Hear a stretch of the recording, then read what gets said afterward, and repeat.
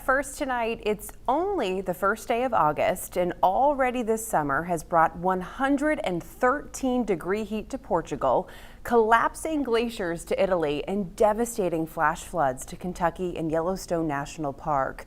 Scientists say all these events are consistent with a warming climate caused by greenhouse gas emissions. One of the keys to reducing greenhouse gas emissions is changing the way we produce and use energy. And some answers to those challenges are coming from a most unlikely place. This is a drab-looking room, and it's never going to make a list of the most beautiful places in Maine.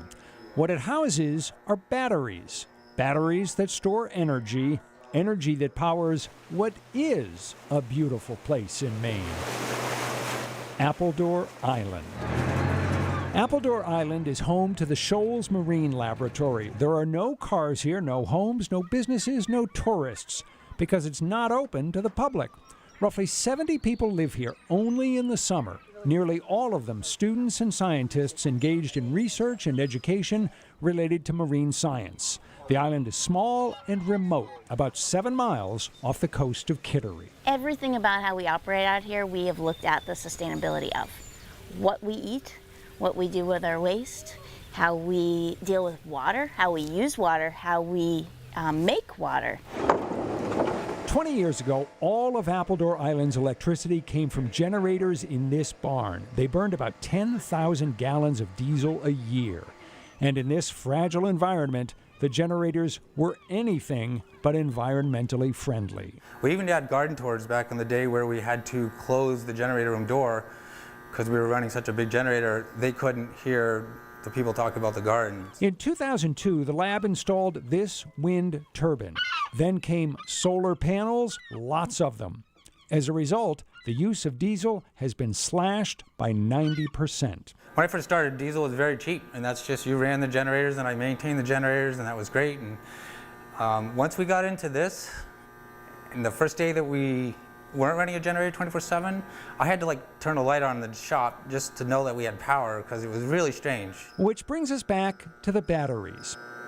They store energy for when the sun doesn't shine or the wind doesn't blow. They are a crucial part of the lab's drive to make the island self-sustaining and to make it a model for other places that want to generate more electricity from wind and solar. We actually have a lot of visitors who come from other islands in Maine, literally other islands in Maine, to come see how we do it. You might think this island is so small that it's really not a good place to experiment with technology to see what works and what doesn't. But in fact, Appledore's small size is its virtue.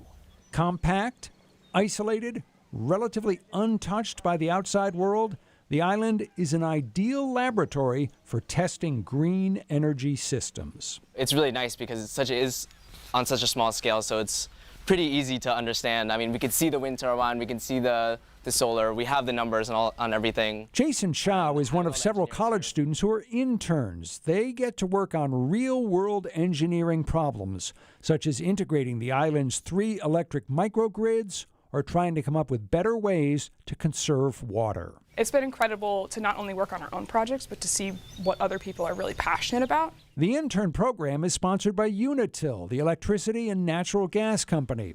Why is Unitil interested in the energy challenges on such a small, isolated island? Because it believes the lessons learned here can be used in far bigger markets on the mainland. And what being out here does is because it is smaller, it becomes easier to see how it all relates and how it all ties back in. So even though it's a larger scale on the mainland, it's exactly the same types of problems. The world faces a host of challenges when it comes to breaking away from fossil fuels. Maybe, a few answers can be found here. Being on Appledore, says one of the interns, has made her more optimistic. We can see how many of the solutions we already have.